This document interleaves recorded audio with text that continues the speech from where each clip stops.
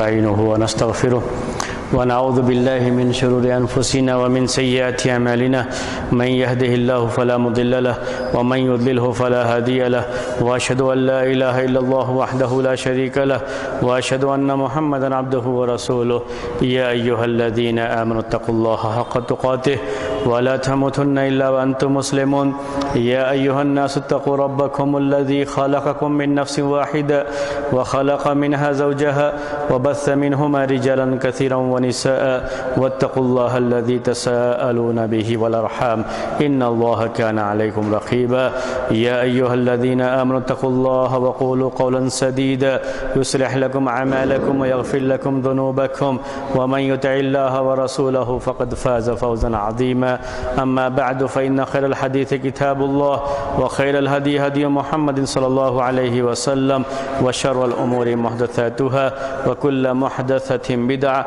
وكل بدعة ضلالة وكل ضلالة في النار۔ محترم بھائیو، اصول حدیث میں ہماری کلاس جو چل رہی ہے تو بات ہماری موضوع احادیث کے تعلق سے اس سے پہلے چل رہی تھی، ایسی احادیث جو من گھڑت ہیں، ثابت نہیں ہیں، اللہ کے رسول صلی اللہ علیہ وسلم کی طرف اس کی غلط نسبت کر دی گئی ہے، اس کے تعلق سے ہی باتیں شروع ہوئی تھیں اور باتیں چل رہی تھیں، پچھلے ہفتے آپ کے سامنے آئی تھیں۔ تو اس کے بارے میں نے آپ کو یہ بتایا تھا کہ اس میں ترغیب اور ترہیب کا جو باب ہے، یعنی کسی بھی عمل کی فضیلت بیان کرنے کے لیے حدیثیں بہت گڑھی گئی ہیں۔ اسی طریقے سے کسی عمل کے بارے میں، کسی کام کے بارے میں کہ اس پر سزا بہت سخت ہے، اس کے بارے میں بھی حدیثیں گڑھی گئی ہیں، اور مقصد یہ ہوتا تھا کہ لوگوں کو دین سے قریب کیا جائے اور جو لوگوں کے اندر دین سے بیزارگی پائی جاتی ہے اس کو دور کر کے لوگوں کو دین سے جوڑا جائے۔ میں نے ایک مثال بھی آپ کو پیش کی تھی کہ ایک راوی سے جب یہ پوچھا گیا کہ یہ بتاؤ کہ آپ کے پاس ہر سورہ کے فضائل کے بارے میں حدیثیں کہاں سے آ گئی؟ ہر سورہ کی فضیلت تو اللہ کے رسول صلی اللہ علیہ وسلم نے بیان نہیں کی تھی، بعض سورتوں کے فضائل موجود ہیں، لیکن ہر سورہ کی فضیلت، ہر سورہ کے بارے میں فضیلت یہ کہاں سے آپ کے پاس آ گئی؟ جب یہ سوال کیا گیا تو انہوں نے کہا کہ میں نے دیکھا لوگوں کو کہ لوگ امام ابو حنیفہ رحمۃ اللہ علیہ کی جو فقہ ہے، جو ان کے مسائل بیان کیے گئے ہیں، اس کو لوگ پڑھ رہے ہیں، اسی میں پورا وقت لگا رہے ہیں، قرآن سے ان کی رغبت کم ہے، قرآن سے ان کا تعلق کم ہے، تو میں نے اسی لیے ہر سورہ کے فضائل میں یہ حدیثیں خود سے گڑھ کر کے پیش کر دی ہیں۔ تو یہ بھی ایک شکل رہی تھی، اور میں نے یہ بھی کہا تھا آپ سے کہ ایک پوری جماعت تھی جسے کرامیہ کہا جاتا ہے، اس جماعت نے تو باقاعدہ اسے جائز سمجھا اور جائز سمجھ کر کے یہ کام کرتے تھے، جس کی وجہ سے اس باب میں احادیث بہت زیادہ موضوع قسم کی، من گھڑت قسم کی آ گئی ہیں، اور جو من گھڑت روایتوں کی جو پورے کتابیں موجود ہیں اس کی ایک جگہ جمع کی ہوئی، اس میں اکثر حصہ ترغیب اور ترہیب ہی کا پایا جاتا ہے، ترغیب اور ترہیب کا پایا جاتا ہے۔ یہ بات آپ ذہن میں رکھیں، یہ بات پچھلے ہفتے آ چکی تھی۔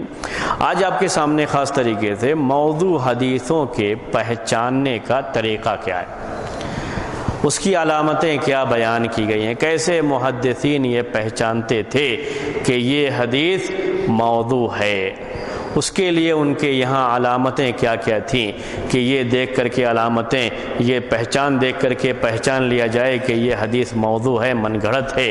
آج آپ کے سامنے درس اسی سے شروع ہوگا۔ یہ پچھلے ہفتے کا درس تھا جو میں نے آپ کو ریپیٹ کیا تھا ابھی تک۔ موضوع حدیث کی علامتیں کیا ہو سکتی ہیں؟ میں نے اس سے پہلے بالکل شروع میں آپ سے کہا تھا کہ حدیث کے دو حصے ہوتے ہیں، ایک کو سند کہتے ہیں اور ایک کو متن کہتے ہیں۔ تو سند کے حصے میں بھی کچھ علامتیں بیان کی ہیں محدثین نے، اور متن کے حصے میں بھی اس کی علامتیں بیان کی ہیں، اور زیادہ علامتیں متن کے اندر ہیں، زیادہ علامتیں سند کے اندر نہیں ہیں۔ اس سے بھی آپ کو سمجھ میں آئے گی بات کہ جو عام طریقے سے محدثین کے تعلق سے لوگوں میں یہ غلط فہمی ہے یا محدثین پر یہ الزام ہے کہ یہ لوگ صرف سند دیکھتے ہیں متن نہیں دیکھتے، وہ غلط الزام ہے۔ اب جب موضوع حدیث کی علامتیں دیکھیں گے جن کو محدثین نے بیان کیا ہے تو یہ علامتیں انہوں نے متن میں زیادہ ذکر کی ہیں اور سند میں کم ذکر کی ہیں۔ تو یہ علامتیں سند میں بھی ہیں اور متن میں بھی ہیں۔ سند میں جو علامتیں بیان کی ہیں اس میں سے ایک علامت یہ ہے کہ راوی خود اقرار کرے، راوی خود اقرار کرے، راوی خود اقرار کرے کہ میں نے یہ حدیث گڑھی تھی۔ سند ہمارے پاس ہے، اس سند کا ایک راوی خود یہ کہتا ہے کہ اس حدیث کی یہ سند جو اس کے اوپر کا حصہ ہے وہ سند کا حصہ بھی اور جو متن ہے وہ بھی، یہ میں نے خود اپنی طرف سے گڑھ کر کے اللہ کے رسول صلی اللہ علیہ وسلم کی طرف نسبت کر کے بیان کر دیا۔ اس کو عربی میں کہتے ہیں اقرار الراوی، اقرار الراوی، راوی کا خود اقرار کر لینا، خود اعتراف کر لینا، خود مان لینا، تسلیم کر لینا کہ یہ حدیث میں نے گڑھا ہے، میں نے اپنی طرف سے اسے لکھ کر کے اپنی طرف سے بیان کر کے اس کی نسبت کس کی طرف کر دیا؟ اللہ کے رسول صلی اللہ علیہ وسلم کی طرف کر دیا۔ یہ پہلی علامت جس کا تعلق کس سے ہے؟ اقرار کرنے سے ہے، اس کا تعلق اقرار کرنے سے ہے، راوی خود اقرار کر لے کہ میں نے یہ حدیث گڑھی ہے۔ اب آپ سے ایک سوال کرتا ہوں میں، اگر کسی راوی نے کہا کہ میں نے یہ حدیث گڑھی ہے، خود اقرار کر لیا، اعتراف کر لیا، اسے مان لیں گے کہ نہیں مانیں گے؟ ہاں مان لیں گے، ہاں اسے مان لیں گے۔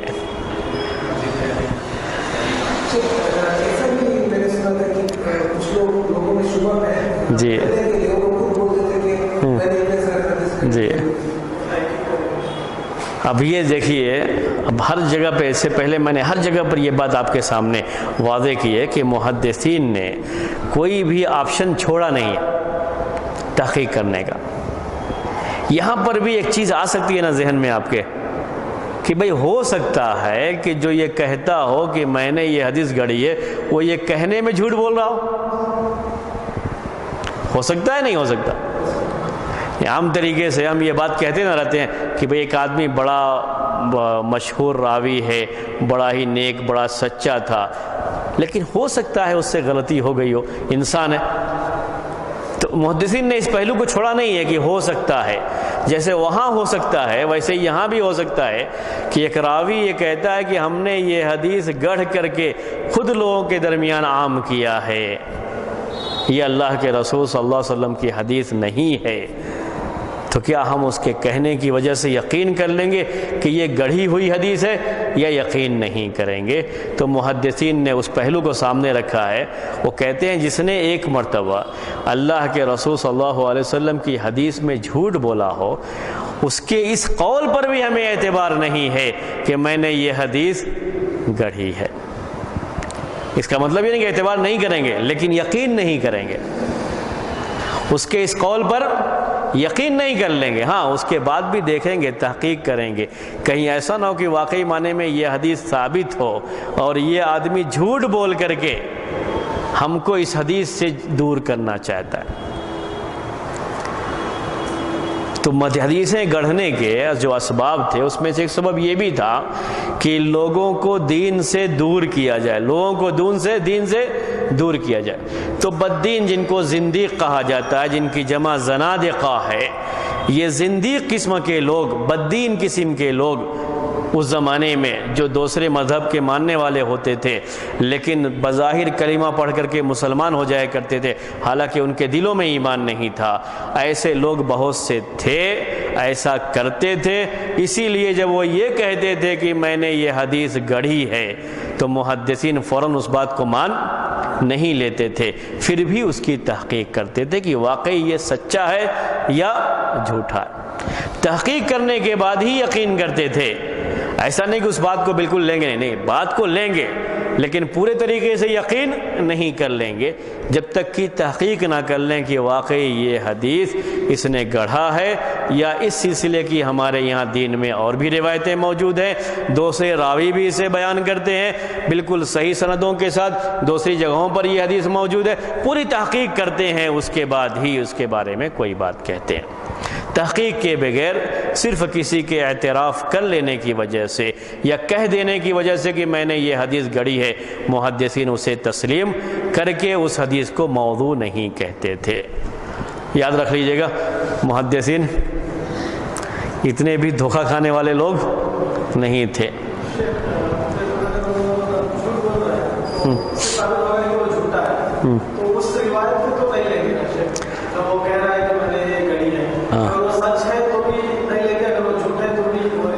اگر یہ معلوم ہو گیا ہم کو دوسرے ثابت کرنے کے بعد، تحقیق کرنے کے بعد کہ نہیں یہ حدیث بالکل ثابت ہے اور یہ آدمی جھوٹا دعویٰ کر رہا ہے کہ میں نے گڑھا ہے، یہ گڑھی نہیں بالکل صحیح حدیث ہے، تو کہیں گے کہ وہ صحیح حدیث ہے لیکن اس کا دعویٰ کیا ہے؟ جھوٹا ہے، غلط ہے۔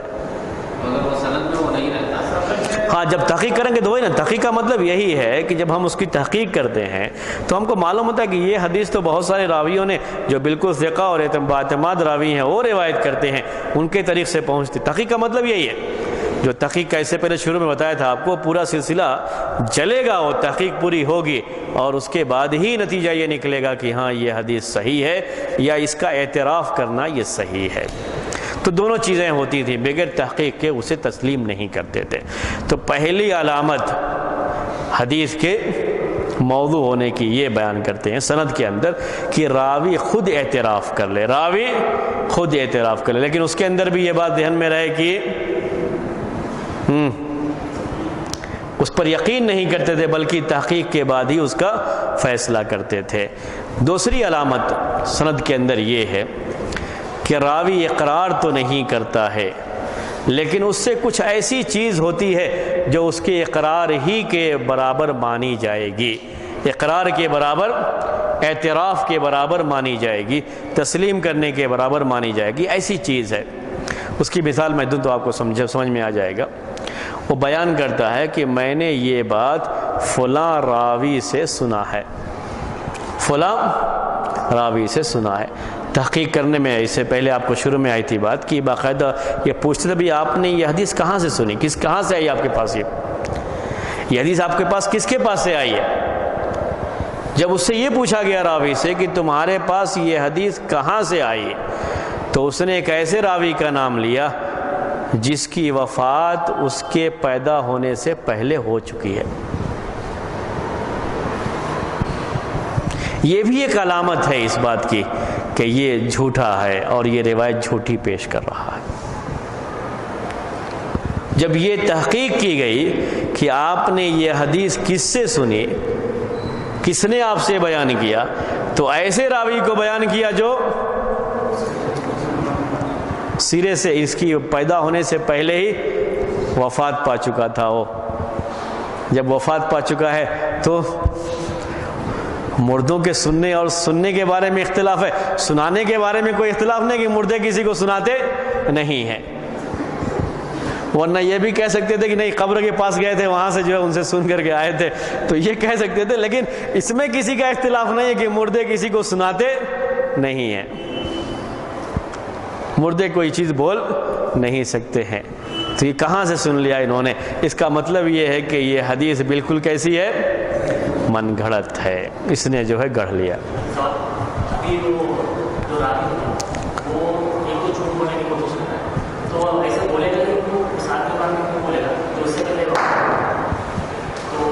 ہاں اصل یہ جی ہاں یہ ایسے آدمی کے بارے میں جو پہلے وفات پا چکا ہے، اب سامنے والے سے بیان کر دیا ہاں میں نے فلاں سے سنا ہے، ٹھیک ہے، کبھی آدمی بچنے کے لیے فلاں سے سنا ہے بیان کر دیا، وہ جھوٹا ہے ایسے بیان کر دیا، تو جھوٹ کو کبھی پاؤں نہیں ہوتے کہتے ہیں، یعنی جھوٹ کو پیر نہیں ہوتے، جھوٹا آدمی کہیں نہ کہیں پکڑ جاتا ہے۔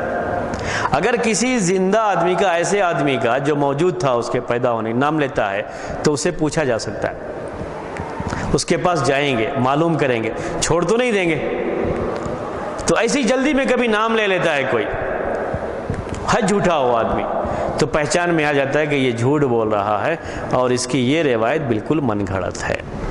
ایسے ہی ایک اور جو ہے اسی سے جڑی ہوئی جو بات ابھی آپ نے پوچھی اسی لحاظ سے اسی سے جڑی ہوئی ایک بات اور بھی ہے۔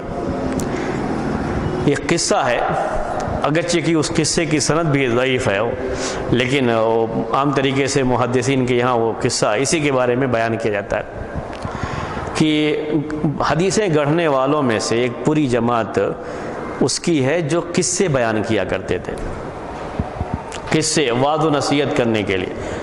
وعظ و نصیحت جو آپ سنتے رہتے ہیں نا، یہ بیان جو لوگ جو گھنٹوں گھنٹوں بیان کرتے رہتے ہیں، وہ اتنی حدیثیں آیتیں کہاں سے لے کر کے آئیں گے؟ تو قصے زیادہ بیان کرتے ہیں وہ لوگ. تو ایسے قصے بیان کرنے والے لوگوں نے حدیثیں بہت گڑھی ہیں. تو اسی کے ضمن میں ایک قصہ یہ بیان کیا جاتا ہے. امام ابن تیمیہ رحمۃ اللہ علیہ نے پوری ایک کتاب ہی لکھی ہے اس کے بارے میں، احادیث القصاص کے نام سے جو ہے، یعنی یہ قصہ بیان کرنے والوں کے یہ جو چیزیں ہوتی ہیں، یہ حدیثیں گڑھتے بہت ہیں، یہ واقعات کو گڑھتے بہت ہیں، اپنی طرف سے بیان کر کے جھوٹا جو ہے نسبت کر دیتے ہیں کہیں بھی جو ہے. تو ایسے ہی ایک مرتبہ ایک مسجد میں گئے امام ابن معین رحمۃ اللہ علیہ، امام ابن معین رحمۃ اللہ علیہ اور امام احمد بن حنبل، نام تو جانتے ہیں. تو احمد بن حنبل کا نام تو جانتے ہیں اس لیے کہ چاروں اماموں میں سے ایک، اور جرح و تعدیل راویوں کی جرح کرنے والے، یعنی یہ راوی صحیح تھا یا نہیں تھا، اس کے لیے سب سے بہت مشہور نام ہے امام یحییٰ بن معین کا.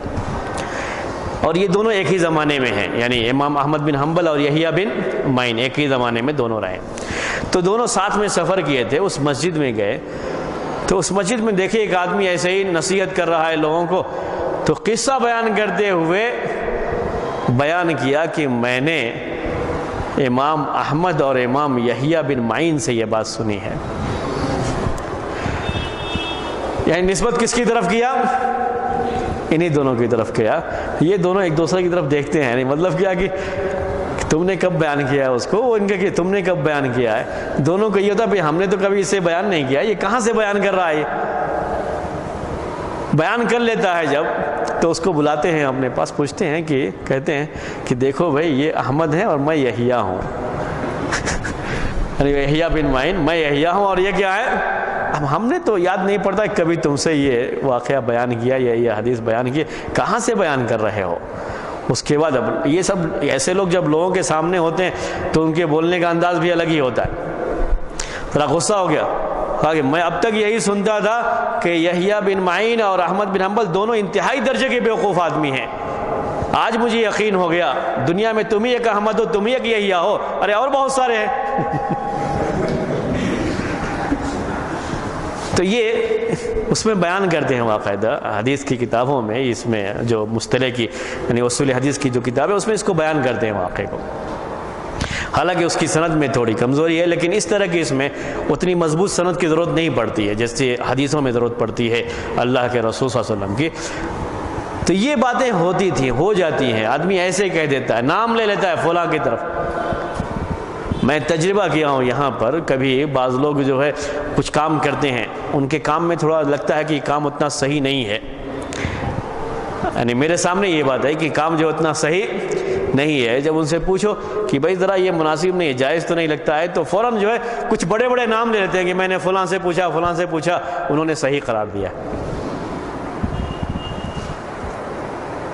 حقیقت یہ ہے کہ اس کو اسی ترتیب کے ساتھ جیسے وہ موجود ہے اگر ان کے سامنے وہ پیش کریں گے تو کبھی وہ بھی جائز نہیں سمجھیں گے. لیکن ہوتا ہے کچھ نام ہیں، وہ نام لے کر کے لوگوں کو جو ہے مطمئن کرنے کا کہ جب یہ نام لے لیں گے تو لوگ کیا ہو جائیں گے، مطمئن ہو جائیں گے، اس کے بعد کچھ نہیں کہیں گے، تو وہ نام فوراً لے لیتے ہیں. اس زمانے میں یہ قصہ کہنے والے لوگ، ہاں امام احمد کا نام سنے گا تو لوگ تو مطمئن ہو ہی جائیں گے، امام یحییٰ بن معین کا نام سنیں گے تو مطمئن ہو ہی جائیں گے، اس لیے بڑے بڑے لوگوں کا کیا کرتے ہیں، نام لے لیا کرتے ہیں، غلط طریقے سے نام لیتے تھے. تو یہ ایک مثال بس آ گئی جو ہے سامنے کہ اس طریقے سے اگر کسی زندہ آدمی کی لیتے ہیں تو ساتھ میں یہ بھی رہتا ہے کہ وہ تو چھوڑ نہیں دیں گے نا، تحقیق کر رہے ہیں تو ان کے پاس جائیں گے، معلوم کریں گے کہ آپ نے ان سے بیان کیا ہے یا نہیں بیان کیا، کیسا تھا، کب آپ بیان کیا، سب پوری تحقیق ہوتی ہے. تو تحقیق میں یہ ظاہر ہوتا ہے کہ انہوں نے ان سے سنا نہیں ہے اور پھر بھی غلط دعویٰ کر رہا ہے. اس کا مطلب یہ ہے کہ اسی نے یہ حدیث گڑھا ہے. یہ دو علامتیں ہوں گی. پہلی علامت کیا ہے، وہ خود ہی کہتا ہے کہ میں نے یہ حدیث گڑھی ہے، میں نے ہی گڑھ کر کے اس کو بیان کیا ہے، یہ اللہ کے رسول صلی اللہ علیہ وسلم کی بات نہیں ہے، اعتراف خود ہی کرتا ہے. دوسرا یہ ہے کہ ایسی کوئی چیز ہوتی ہے جس سے معلوم ہوتا ہے کہ یہ راوی جھوٹا ہے اور من گھڑت روایتیں پیش کرنے والا ہے، اس کی میں نے مثال پیش کی۔ جیسے جب تحقیق میں پوچھا گیا کہ تم سے حدیث کس نے بیان کی ہے، تو ایسے راوی کا نام لے لیا جو اس کی پیدا ہونے سے بہت پہلے وفات پا چکا تھا یا پہلے وفات پا چکا تھا۔ تیسری چیز جو محدثین نے، اب ہم آج حدیث کی تحقیق کرتے ہیں تو کس طریقے سے کہتے ہیں کہ یہ حدیث موضوع ہے۔ پرانے زمانے کے جو محدثین نے لگایا حکم وہ تو رہتا ہی ہے، ساتھ میں ہم دیکھتے ہیں کہ حدیث کی سند میں ایسا راوی ہے، حدیث کی سند میں ایسا راوی ہے جسے محدثین کذاب وضاع کہتے تھے۔ کذاب کا مطلب جھوٹ بولنے والا، وضاع کا مطلب حدیثیں گڑھنے والا۔ تو کذاب کے اندر بھی وہی معنی ہے کہ حدیثیں اپنی طرف سے گڑھ کر کے اللہ کے رسول صلی اللہ علیہ وسلم کی طرف نسبت کر کے بیان کرنے والا شخص، اگر ایسا کوئی راوی سند میں ہوتا ہے تو حدیث کو موضوع کہا جاتا ہے۔ حدیث پر حکم لگاتے ہیں کہ یہ حدیث موضوع ہے۔ یہ سند کے اندر بات تھی، بس اتنی ہی بات سند کے تعلق سے۔ متن کے تعلق سے باتیں زیادہ ہیں۔ متن میں بھی علامتیں ہوتی جس سے معلوم ہوتا ہے کہ یہ اللہ کے رسول صلی اللہ علیہ وسلم کی حدیث نہیں ہو سکتی۔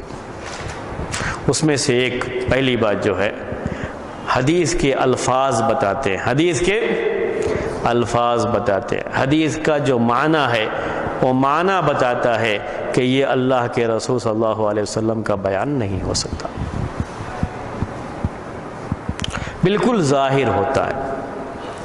آپ کے بیان کا جو انداز تھا، جتنی بھی احادیث ہم پڑھتے ہیں ان کا جو اپنا انداز ہے، پڑھنے سے جو انداز معلوم ہو جاتا ہے، یہ بالکل اس کے کیا ہے؟ خلاف ہے۔ اس کو عربی میں کہتے ہیں رکاکۃ اللفظ رکاکۃ المعنی۔ عربی میں یہ لفظ استعمال کرتے ہیں، میں چونکہ وہ عربی کے لحاظ سے بھی ایک ذرا مشکل لفظ ہے، جو عربی جانتے ہیں وہ بھی اتنا اس کو سمجھتے نہیں ہیں، تو اس لیے میں اس کو نہیں لکھ نہیں رہا ہوں آپ کو۔ یوں سمجھ لیجئے کہ بیان کا انداز ایسا ہے، حدیث کے الفاظ ایسے ہیں جو خود چیخ چیخ کر کہہ رہے ہیں کہ یہ اللہ کے رسول صلی اللہ علیہ وسلم کے الفاظ نہیں ہو سکتے، یا آپ کی طرف سے بیان کیا ہوا یہ لفظ نہیں ہو سکتا، یہ معنی نہیں ہو سکتا۔ یہ بالکل جو میل نہیں کھاتا ہے جو اللہ کے رسول صلی اللہ علیہ وسلم کے بیان کرنے کا انداز ہے، اس سے یہ چیز میل نہیں کھاتی ہے، اس لیے کہتے ہیں کہ یہ حدیث اللہ کے رسول صلی اللہ علیہ وسلم کا قول نہیں ہو سکتا۔ اس کی ایک مثال جو ہے پیش کرتے ہوئے آگے بڑھتا ہوں آپ کو۔ صلاۃ تسبیح کے بارے میں سنا ہے؟ صلاۃ تسبیح کے بارے میں سنا ہے نہیں؟ یاد ہے؟ کبھی پڑھی ہے نہیں پڑھی ہے؟ پڑھی ہے، یاد ہے؟ ذرا بولیے۔ ہاں ہاں بولیے، اور بول رہے ہیں پوری جو ہے۔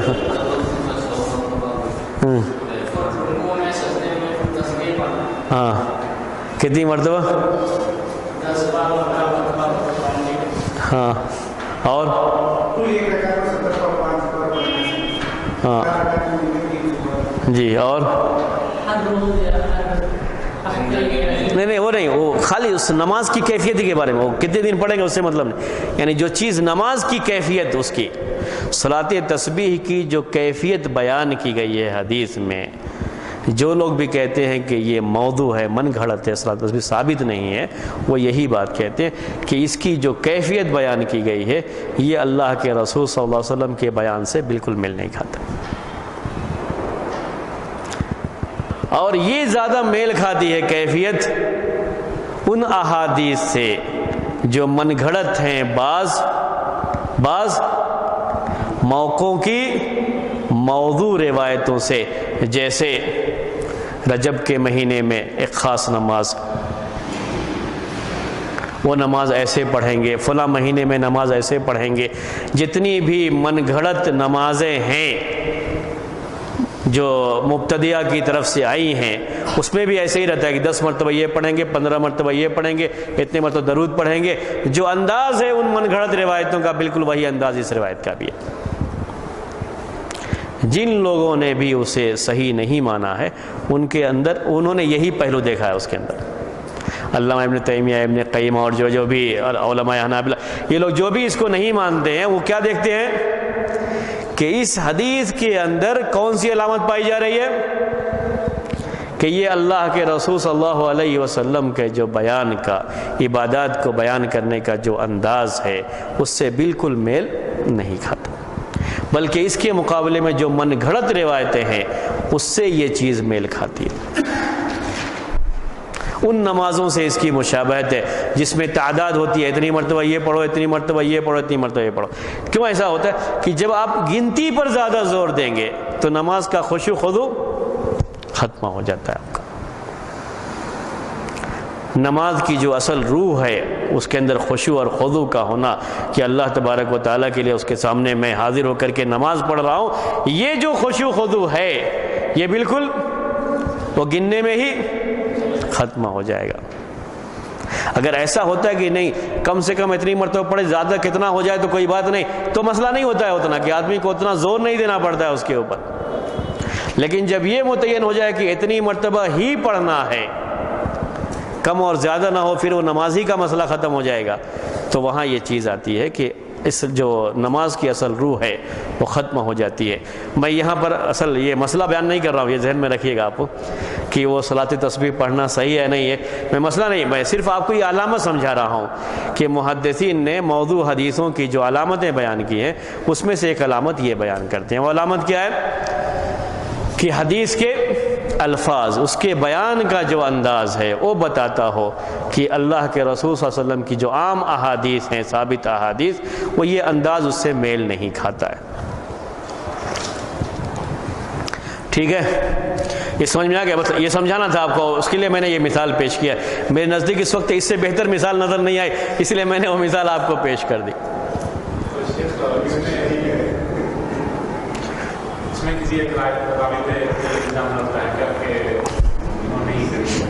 نہیں، میں نے کہا کہ اگر راوی پہ الزام لگ گیا تو وہ تو مسئلہ ہی ختم ہو گیا نا، وہ تو راوی کی وجہ سے ہی حدیث جو ہے موضوع ہو گئی۔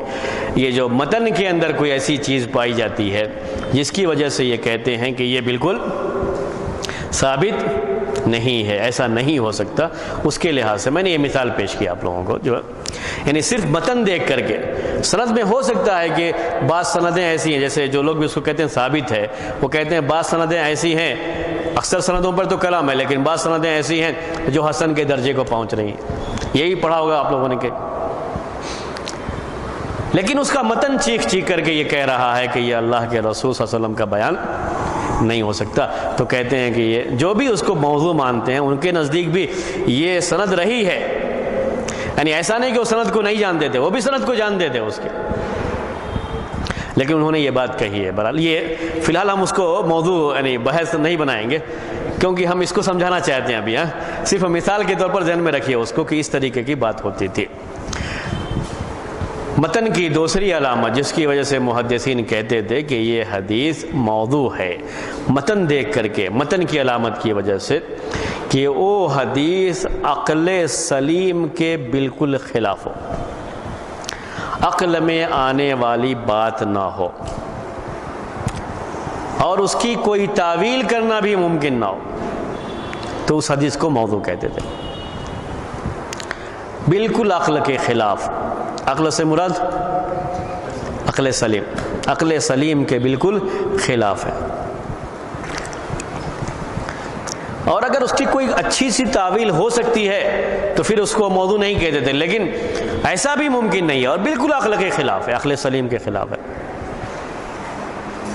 عقل سلیم سے مراد سارے انسانوں کی عقل، کسی ایک انسان کی عقل میں نہیں آتی تو اس کو نہیں کہتے عقل سلیم، ٹھیک ہے نا، یہ ذہن میں رہے آپ کے کہ سارے انسانوں کے تعلق سے وہ عقل سلیم میں بات نہیں آ رہی ہے۔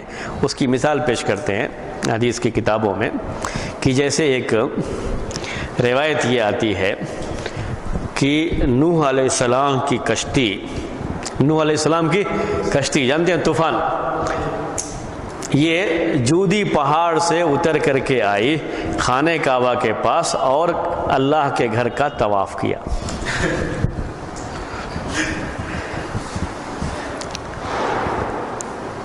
اس طرح کی باتیں جو ہے بالکل جو ہے یعنی جو عقل میں ایسا نہیں ہے کہ جو ہم یہ کہتے ہیں کہ ہمارا دین جو ہے وحی پر ہے، دین پورا کس پر ہے؟ وحی پر ہے، لیکن وحی کی جو باتیں ہیں وہ عقل سلیم کے خلاف نہیں ہے۔ جو صحیح نقل ہوتی ہے، صحیح طریقے سے صحیح حدیثیں ہوتی ہیں، وہ عقل سلیم کے خلاف نہیں ہوتی ہیں، اور عقل سلیم بھی صحیح حدیث کے خلاف نہیں ہوتی ہے۔ آپ نے امام ابن تیمیہ رحمۃ اللہ علیہ کی مشہور کتاب سنی ہوگی، درء تعارض العقل والنقل، ایک کتاب انہوں نے لکھی اسی پر، تو کہتے ہیں کبھی بھی صحیح حدیث عقل سلیم کے خلاف نہیں ہو سکتی، اور عقل سلیم بھی صحیح حدیث کو کبھی بھی یہ نہیں سوچے کہ عقل کے خلاف ہے، کبھی یہ بات نہیں ہو سکتی۔ لیکن ایسی روایتیں ہیں جن روایتوں میں یہ بات اس طرح کی آتی ہے کہ کسی لحاظ سے بھی وہ عقل سلیم میں بھی نہیں آتی، تو یہ بھی موضوع ہونے کی ایک علامت ہے۔ جی ہاں، جی جی کہ جو ہے یہ تو عقل کے خلاف ہے، ہاں کہنا چاہ رہے ہیں کہ آپ یہ عقل سلیم کے خلاف نہیں ہے، میں اس لیے عقل سلیم بولتا تھا بار بار، یہ عقل سلیم کے خلاف نہیں ہے، عقل کے خلاف ہو سکتا ہے لیکن عقل سلیم کے خلاف نہیں ہے۔ صحیح بات یہ ہے کہ موزے پر اوپر مسح کرنا یہی عقل کے لحاظ سے زیادہ صحیح ہے نیچے مسح کرنے کے مقابلے میں۔ کیوں ایسا ہے کہ جب آپ نیچے مسح کریں گے تو پانی کا حصہ تو نیچے لگ جائے گا، جب اس کے بعد چلیں گے تو پورے نیچے کے گرد و غبار تو نیچے لگ جائیں گے، تو یہ پانی کا مسح کا مطلب ہوتا ہے کہ پانی کا کچھ حصہ اس کے اوپر لگ جاتا ہے۔ اگر اوپر نہیں لگائیں گے نیچے لگا دیں گے تو اس کے بعد چلیں گے نا، پھر چل کر کے نہ آئیں گے وضو کرنے کے بعد جو ہے مسجد میں، تو چلیں گے تو پھر نیچے وہ لگ جائے گا، پوری مٹی لگ جائے گی، پورا وہ گندا ہو جائے گا، اس لیے اوپر ہی مسح کرنا یہی عقل کے مطابق ہے۔ عام عقل کو سوچیں گے آپ تو جسے عقل سلیم کہتے ہیں وہی عقل کے مطابق ہے۔ ہاں عقل سلیم، یعنی عقل سلیم کیوں کہہ رہے ہیں بار بار؟ بعض لوگ خامخواہ یہ کہتے تھے عقل میں نہیں آتی بات، نہیں وہ ایسی بات نہیں، یہ خامخواہ کی بات نہیں کہ عقل میں نہیں، عقل میں آ رہی ہے لیکن ان کی عقل میں نہیں آ رہی، ہو سکتا ہے بعض کی عقل میں وہ بات نہ آتی ہو، تو ہمیشہ بعض کی عقل کو نہیں دیکھا جاتا ہے، عقل سلیم پورے لوگوں کی مجموعی عقل جو ہے اس بات کو تسلیم نہیں کرتی ہے۔ ٹھیک ہے،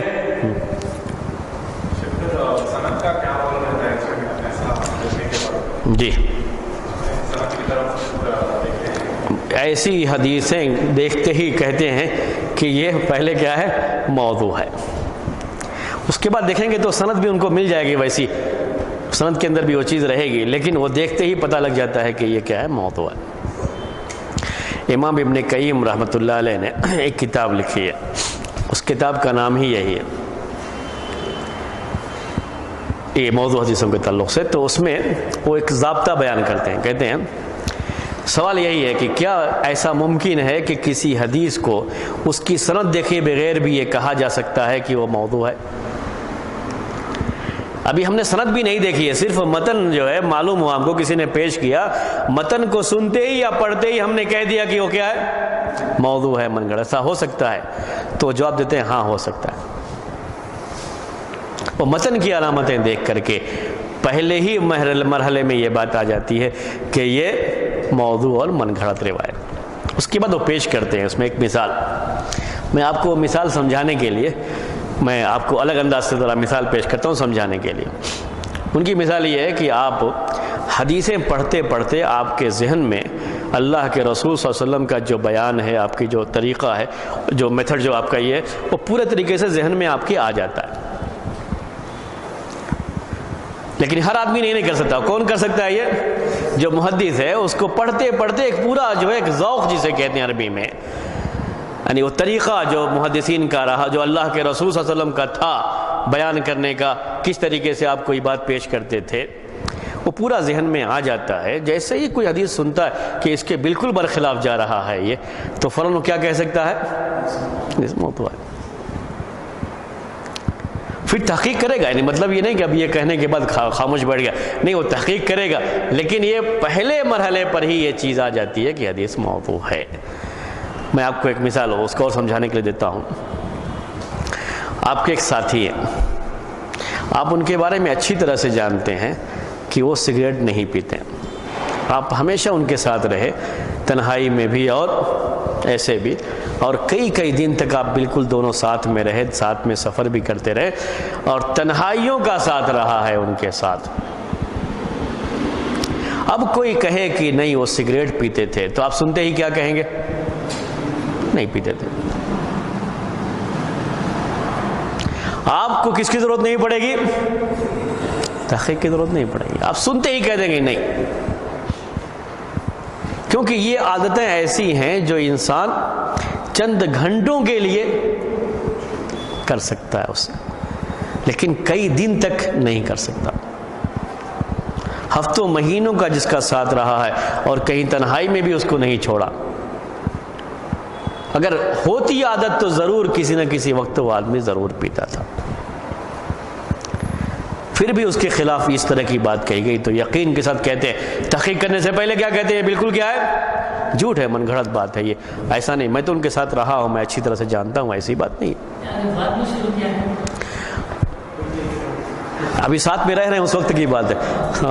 یہ جو ہے وہ تو ہو ہی سکتا ہے بعد میں شروع کیا ہو تو.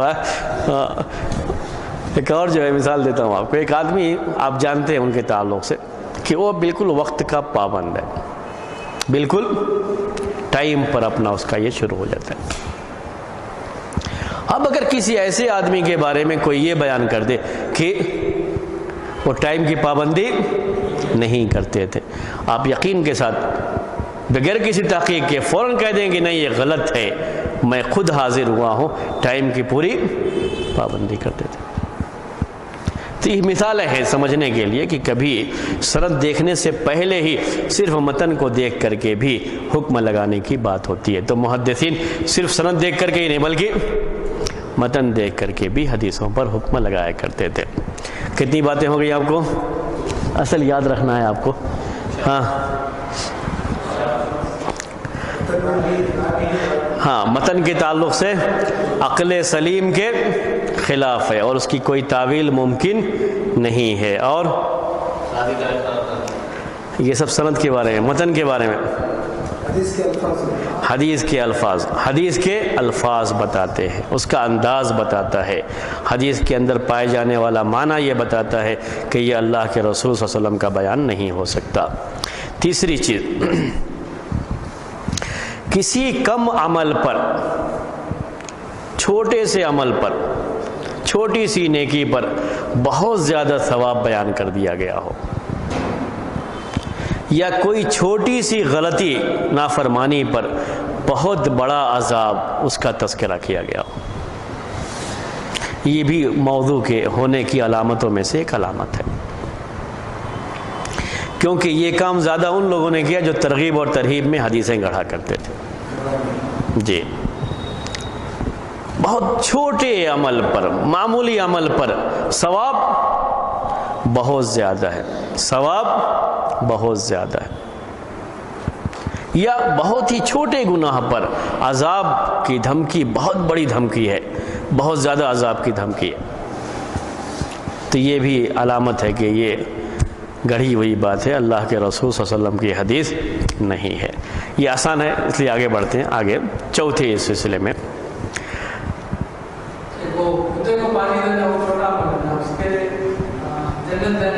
جی ہاں ثواب کا بیان نہیں ہے اس کے اندر، اس کے اندر ثواب کا بیان نہیں ہے. دونوں میں تھوڑا آپ فرق کر لیں. اس کے اندر ثواب کا بیان نہیں ہے، اس کے اندر یہ بیان ہے کہ وہ آدمی، ایک آدمی کا وہ قصہ ہے کہ وہ جا رہا تھا، اسے پیاس لگی، کنویں میں اتر کر کے اس نے پانی لیا اور پیا.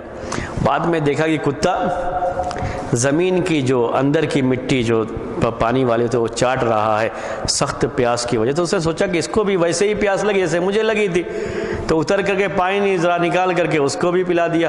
فشکر اللہ لہ فادخلہ الجنہ، تو اللہ نے اس کے اس عمل کی وجہ سے اس کو کس میں داخل کر دیا؟ جنت میں داخل کر دیا. حدیث میں یہ بیان نہیں ہے کہ اگر کوئی آدمی پیاسے کتے کو پانی پلا دے گا تو وہ جنت میں جائے گا.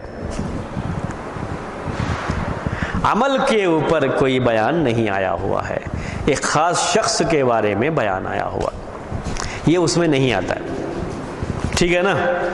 اسی طریقے سے وہ بلی والا بھی آپ کو اس کے مقابلے میں وہ بھی کہہ سکتے ہیں، وہ کسی خاص فرد کے بارے میں بات ہے، شخص کے بارے میں ہے، عمل کا نہیں ہے کہ جو ایسا کرے گا تو وہ جو اس طریقے کا بیان اس کے اندر نہیں ہے. ویسے بھی یہ بھی ذہن میں رکھ لیجئے گا کہ جنت میں داخل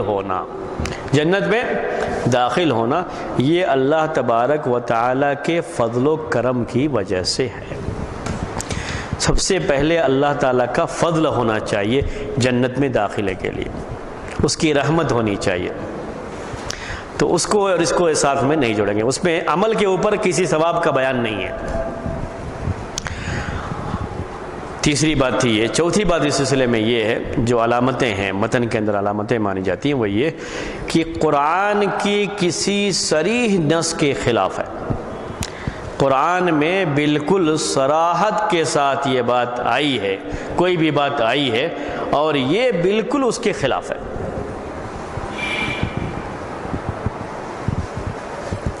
کبھی بھی اللہ کے رسول صلی اللہ علیہ وسلم کی کوئی بھی حدیث جو صحیح حدیث ہے، قرآن کی کسی صریح نص، یہ صریح کا لفظ رہا اچھی طرح سے اس کو کر لیجیے گا، صریح نص اس کے خلاف نہ ہو. صریح نص کا مطلب کیا ہوتا ہے؟ بالکل یہ بیان کر دیا گیا ہو کہ یہ ایسے ہے، اسی لفظ کے ساتھ بیان کر دیا گیا ہو. میں آپ مثال دوں گا تو آپ کو سمجھ میں آئے گا. جیسے قرآن میں یہ بیان ہے کہ حرمت علیکم المیتۃ، تمہارے اوپر مردہ حرام کیا گیا. قرآن میں ہے حرمت علیکم امہاتکم، تمہارے اوپر تمہاری مائیں حرام کر دی گئی ہے.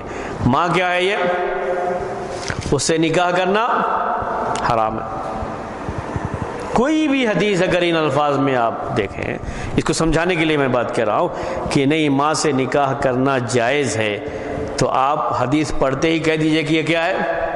موضوع من گھڑت ہے، ہو ہی نہیں سکتا. یہ قرآن میں کوئی بھی حکم صریح، جس کو صریح نص کہا جاتا ہے، ایسا بھی نہیں کہ کوئی آدمی ایسا سمجھا ہے، ویسے سمجھنے کی بات نہیں، بالکل واضح لفظوں میں یہ چیز، یہ حکم موجود ہے.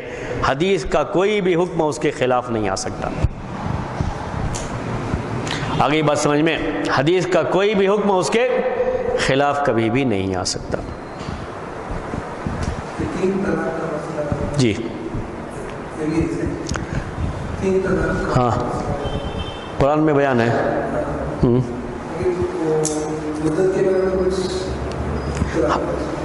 ہاں، حدیث میں کہیں بھی اس کے خلاف نہیں ہے نا، کہیں بھی خلاف نہیں ہے حدیث میں.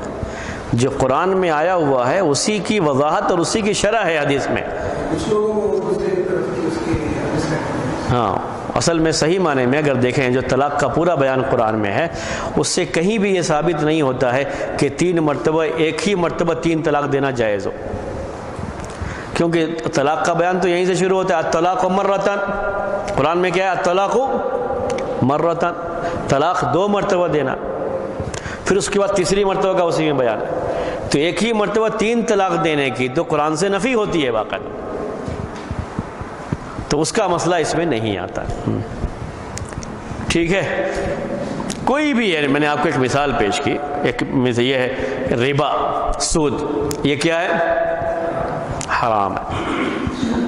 کوئی بھی آدمی ایسی کوئی حدیث پیش کر دے کہ ربا جائز ہے، سود لینا جائز ہے، آپ سنتے ہی کہیے کہ نہیں یہ تو بالکل قرآن کے ایک صریح نص کے خلاف ہے، حدیث کبھی ہو ہی نہیں سکتی ہے. پڑھتے ہی معلوم ہو جاتا ہے کہ یہ حدیث نہیں ہو سکتی. کبھی ایسا ہوتا ہے کہ بعض لوگ سمجھتے کچھ اور ہیں قرآن سے، اور اس کے لحاظ سے یہ سمجھتے ہیں کہ یہ حدیث اس کے خلاف ہے. یہ ان کی سمجھ کے لحاظ سے، قرآن میں کہیں ایسا بیان نہیں ہوتا، تو وہاں یہ مسئلہ آتا ہے. لیکن جہاں قرآن میں واقعی معنی میں نص ہے، جسے صریح نص کہا جاتا ہے، تو یہ معاملہ متفق علیہ ہے کہ اس کے خلاف کوئی بھی حدیث آ جاتی ہے تو فوراً آپ کہہ سکتے ہیں کہ یہ حدیث صحیح نہیں ہو سکتی. اور صحیح حدیثوں میں کوئی بھی ایسی حدیث نہیں ہے جو قرآن کے کسی نص کے خلاف ہو. کوئی بھی ایسی حدیث نہیں ہے صحیح حدیثوں میں، اور ہو بھی نہیں سکتا. یعنی کبھی ہو ہی نہیں سکتا، یہ آپ خود بھی سوچ سکتے ہیں، کبھی ہو ہی نہیں سکتا کہ قرآن میں بیان ایک الگ ہو اور اللہ کے رسول صلی اللہ علیہ وسلم بیان اس سے الگ دیں، ایسا ہو ہی نہیں سکتا کبھی۔ تو کوئی بھی صحیح حدیث قرآن کی کسی آیت کے خلاف نہیں ہے، کبھی کبھی سمجھنے میں فرق آ جاتا ہے۔ اس سلسلے میں بعض صحابہ سے بھی ہوا سمجھنے میں، انہوں نے اللہ کے رسول صلی اللہ علیہ وسلم کی بعض حدیثوں کو قرآن کی بعض آیتوں کے خلاف سمجھا، لیکن ان کی سمجھ کا یہ فرق تھا، دونوں میں کوئی خلاف یا کوئی اس کی بات نہیں۔ اللہ کے رسول صلی اللہ علیہ وسلم نے سمجھایا ان کو کہ نہیں، اس کے اندر یہ بات نہیں، اس کے اندر یہ بات ہے، اس کا یہ مطلب ہے۔ اور اس طرح کی بات تو قرآن کی بعض آیتوں میں بھی موجود ہے، یعنی قرآن کی بعض آیتیں پڑھتے ہیں تو کیا سمجھتے ہیں کہ اس آیت کا اس آیت کے ساتھ تعارض ہے، دونوں جو ہے ٹکرا رہی ہیں، یہ اس کے بارے میں بھی کہہ رہے ہیں، لیکن یہ بعض لوگوں کی سمجھ ہوتی ہے، ورنہ حقیقت میں دونوں میں کوئی ٹکراؤ نہیں ہوتا ہے جب اللہ کے رسول صلی اللہ علیہ وسلم اسے بیان کر دیتے ہیں۔ جیسے میں اب آپ کو ایک مثال دوں، جب قرآن کی آیت نازل ہوئی کہ بے شک جو لوگ ایمان لائے اور اپنے ایمان کو کسی ظلم کے ساتھ ملایا نہیں، ظلم سے بچایا،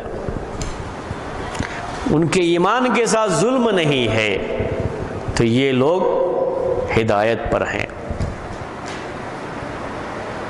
تو صحابہ کو پریشانی ہوئی، ان کو وہ چیز ہوتی سمجھ میں نہیں، پریشانی ہوئی، کیونکہ اور جگہوں پر قرآن میں اس طرح کا بیان ہے کہ اگر ظلم جو ہے ہر گناہ کو کہتے ہیں، کہ اگر بعض گناہ بھی ہوتا ہے تب بھی وہ مومن رہتا ہے، تب بھی وہ ہدایت پر مانا جاتا ہے۔ ان کو پریشانی ہوئی، انہوں نے سوال بھی کیا اس کے بارے میں کہ اینا لم یظلم نفسہ، کہ ہم بھی ہر ایک سے کچھ نہ کچھ گناہ تو ہو ہی جاتا ہے، ظلم تو ہو ہی جاتا ہے۔ تو اللہ کے رسول صلی اللہ علیہ وسلم نے کہا نہیں، اس کا مطلب یہ نہیں جو تم سمجھتے ہو، یہاں ظلم سے مراد شرک ہے، اپنے آپ سے کس کو بچایا ہو، کسی لفظ کو سمجھنے کے تعلق سے اس طرح کی بات ہو سکتی ہے، لیکن کوئی صریح نص ہو قرآن کی اور کوئی صحیح حدیث اس کے خلاف آ جائے، ایسا آپ کبھی نہیں پائیں گے۔ کسی بھی صحیح حدیث میں آپ نہیں پائیں گے کہ حدیث یہ قرآن کے خلاف ہے۔ بات یہ ہوئی۔ اسی طریقے سے کوئی بھی حدیث اگر ایسی ہے جو بالکل ثابت بات ہے اللہ کے رسول صلی اللہ علیہ وسلم کی زندگی کے تعلق سے، جسے کہتے ہیں کہ تواتر کے ساتھ ثابت ہے، یعنی بڑی تعداد میں اسے بیان کیا گیا ہے ہر دور میں، وہ ثابت ہے، اس کے خلاف کوئی اگر ایک حدیث آ جاتی ہے اور اس کی کوئی تعویل کرنا بھی ممکن نہ ہو، تو یہ بھی علامت ہے کہ وہ موضوع حدیث ہے۔ جو بالکل تواتر کے ساتھ اللہ کے رسول صلی اللہ علیہ وسلم سے ثابت ہو جو بات، اس کے خلاف اگر کوئی چیز آ جاتی ہے تو یہ بھی اس بات کی علامت ہے کہ وہ حدیث موضوع ہے، من گھڑت ہے۔ اللہ کے رسول صلی اللہ علیہ وسلم کی کتنی بیویاں تھیں؟ ہاں، کتنی بیٹیاں تھیں؟ چلو بیویوں میں تھوڑا مسئلہ حل نہیں ہو رہا ہے، کتنی تھی؟ 4 تھی۔ ایک حدیث میں کوئی یہ بیان، اتنی تواتر سے یہ بات ثابت ہے کہ ہر بیٹی کے بارے میں کہ کب جو ہے رہی، کس سے شادی ہوئی، ان کی اولاد کیا ہوئی، پوری تفصیلات موجود ہیں۔ اگر کوئی یہ کہے کہ نہیں اللہ کے رسول صلی اللہ علیہ وسلم کو بیٹیاں ہوئی ہی نہیں، آپ کو اولاد ہی نہیں تھی، تو جو چیز بالکل تواتر کے ساتھ ثابت ہے اللہ کے رسول صلی اللہ علیہ وسلم کے تعلق سے، اگر اس طرح کی کوئی نفی کسی روایت میں ہوتی ہے تو اس کا مطلب ہے کہ یہ نہیں، موضوع روایت ہے۔ ٹھیک ہے، صحابہ کرام کے تعلق سے کسی کی بھی برائی کے تعلق سے کوئی بھی حدیث آ جائے تو سمجھ لیجئے کہ وہ کیا ہے، موضوع ہے، من گھڑت ہے۔ کیوں؟ نہیں، معصوم نہیں ہے، ان سے بھی غلطیاں ہوتی تھیں۔ ہاں، کیوں؟ اس لیے کہ ان کے فضائل قرآن کی آیات اور صحیح احادیث جو متواتر تک پہنچتی ہیں وہ ثابت ہیں۔ ان میں سے کسی کے تعلق سے بھی کبھی بھی کوئی ایسی روایت آ جائے جو یہ بتاتی ہے کہ یہ جہنمی ہیں، جہنم میں جائیں گے، یا انہوں نے جو ایسا کیا، انہوں نے شرک کیا، کوئی بھی اس طرح کی روایت جو عام طریقے سے شیعوں کی جو کتابیں ہیں، جو حدیثی کتابیں ان کے یہاں معتبر پائی جاتی ہیں، مانی جاتی ہیں، ان کی یہاں کتابوں میں اس طرح کی روایتیں موجود ہیں۔ کوئی بھی روایت ایسی سنیں تو پہلے نمبر پر کیا کہہ دیجئے کہ یہ کیا ہے؟ من گھڑت ہے، یہ ثابت نہیں ہو سکتی چیز۔ یہ متن کی علامت ہے، متن کے اندر حدیث کی جو علامتیں پائی جاتی ہیں، سے ہم پہچان لیتے ہیں کہ یہ حدیث موضوع ہے، اس کے تعلق سے یہ بات ہے۔ ٹھیک ہے، یعنی سند کو دیکھنے کی بعد کی بات ہے، پہلے پڑھتے ہی ہم کیا کہتے ہیں کہ یہ صحیح نہیں ہو سکتا، غلط چیز ہے یہ۔ اسی طریقے کی ایک بات اور میں آپ کو جو اس سلسلے میں جو متن کی علامتیں ہیں، انہی علامتوں کے تعلق سے حدیث کے اندر کسی بھی بدعت کے بارے میں بیان ہے، کسی بھی بدعت کی تائید اس سے ہو رہی ہے اور بڑے واضح انداز میں اس کی تائید ہو رہی ہے، تو سمجھ لیجئے کہ حدیث موضوع ہے، من گھڑت ہے۔